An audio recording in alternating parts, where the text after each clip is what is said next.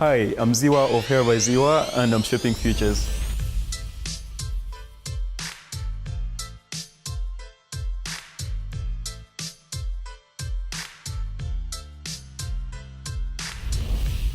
My name is Zziwa Kennedy of Zziwa Hair Studio, commonly known as HairByZziwa.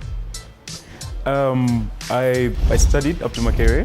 I did my degree in computer science, but I'm kind of person that was very interested, not interested in being employed, kind of person that loves to be my own boss. So I didn't follow up the computer science thing. I decided to just go and do something that I was passionate about, which was hairdressing. I went and set up my own place. Of course, I started small and up to where I am today. It's taken me 6 years to get here. HairByZziwa is a hair salon. Generally, it's just a place that caters to your hair needs, 100%, anything to do with hair in the entire world. The one-stop center for any hair thing, situation, solution.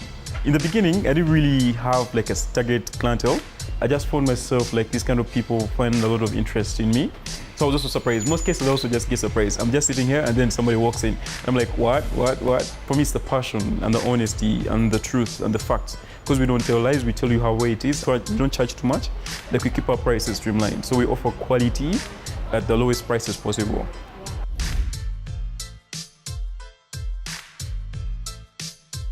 Okay, at first it was alcohol when I was at university. Because when you get to university, the first thing is to learn how to drink.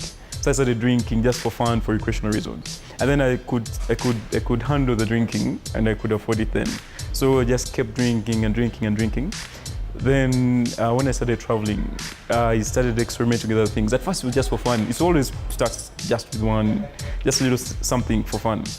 Then of course you get high, you get happy, you enjoy the whole experience, so it's beautiful. But because of the way we've been trained, like drug abuse is, using drugs is one of the worst things ever. At first I was like, no, I'll never do that again. But then as you keep drinking, because drinking changes your state of mind, so your sense of judgment. So as you keep drinking, before, if you had one beer and you feel happy, then as your body gets used to it, you start using 2, 3, 4, 5. So the heights were no longer enough, so I started also continuing the recreational things to enjoy the heights, to keep craving. I started craving more and more and more. Until I got to a point whereby I was using every day and more than I was supposed to use. But at first everything was beautiful. It was great, it was amazing, it was a great time. I had lots of party people, lots of friends, what you'd call I made it in life kind of feeling. But all this was just an illusion, it was a lie. Till when I got that point of realizing that the feeling wasn't in coordination with the reality. So that's when I said enough was enough. I did alcohol for 12 years, everyday use. Then I did drugs for 6 years. Because it was so bad that I would even get the interventions from the people that I was using with. That's how bad it was. Because even the other addicts would be telling me like, man, you need to quit, you need to stop. And I would be like, well, you need to quit first. So we always go through that kind of, I think it's called perpetual denial, whereby you don't want to admit or you don't even know that actually it's a problem until when things go astray. One day my wife found me using actually, and she got concerned and she let my mother know. And that was like one of the lowest points in my life. Because she got concerned and she told my mother that I found him using. And of course it was embarrassing, but that's how it all started. Like for me to realize that actually it's a bad thing. That night I went out, I was drinking, I was partying. Then I don't know, I kept craving a lot. So I had my iPhone, then I had to mortgage it in exchange for, a few drugs. Then when I got home, I was using, but then I asked myself, how did I get to this point of starting to mortgage things for drugs? And yet, for me, that was my turning point. I was like, no, I have to quit, I have to stop. It was around 5, 6 in the morning when I made up my mind that I had to go. But then I was waiting for her to wake up first, because I can't call her in the morning. So I was waiting for her around 9. So I asked her around 9, I was like, come drive me, just go look for a rehab facility. But then I was like, no, I need to go to a place whereby I can't set my own terms and conditions. I wanted to go to a place whereby I could be controlled. So they told me there is also one that's government owned, so in Butabika. So that's where I went. Because in a government owned facility, there is a lot of red tape, bureaucracy. So you can't control stuff. You can only control to a certain limit, but you can't control much. So when I saw that, I was like, yeah, it's a place that I needed. When I went to Butabika, I didn't even know that I was going to Butabika because I was high when they were driving me there. Like, of course, I grew up knowing Butabika is a mental place for crazy people. And then on my way, I slept along the way. Then they woke me up, hello, we've arrived. When I woke up, it did not it's not what I expected or what I had in mind. Because the place was very serene, like it had green, it was green everywhere. It didn't look anything like the Upper we had ever grown up imagining. I think it's the best thing that's ever happened to me at the moment. Then we get there and it's very beautiful. The people, the staff, they have caretakers, they have nurses, matrons, they have, but the other patients.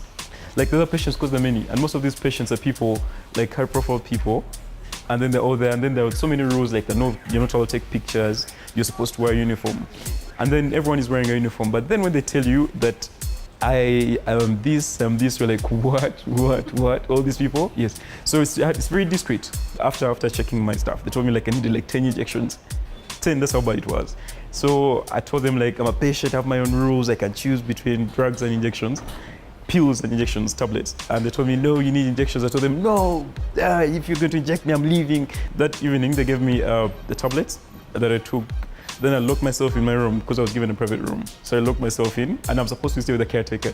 So I'd say these pills are probably to make me sleep so that you give me injections, but I'll lock myself in. Then eventually, the next day in the morning, I was the one who went and asked for the injections because I knew I wanted to recover quickly. I was there for 30 days. You understand? So you'd rather sacrifice a short time rather than losing the rest of your life. The problem wasn't drugs only, it was actually the alcohol. Because at first I was like, no, I introduced the alcohol, then I quit the drugs completely. But they told me like I needed to get rid of everything. So I told them, you can't tell me what to do, me, I'm here for the drugs. But after the program, I realized that it was the problem because I would get cravings for the drugs after using the alcohol.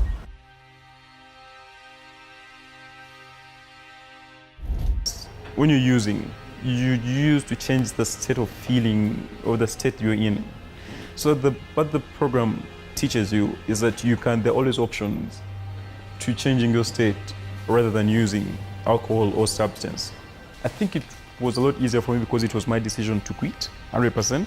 And I also realized that coming back, I'm going to meet the same people, the same friends. Also the nature of my job, I can't control who walks in here. I can't control who walks into my life, right? Unlike most people who have like corporate jobs. If you have a corporate job, you can change your friends, but for me, I can't change my friends.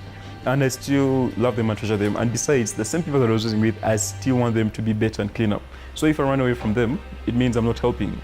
Now I want to stay around them and guide them and show them that it's still okay. You can still be the same friends, the same people, but without using.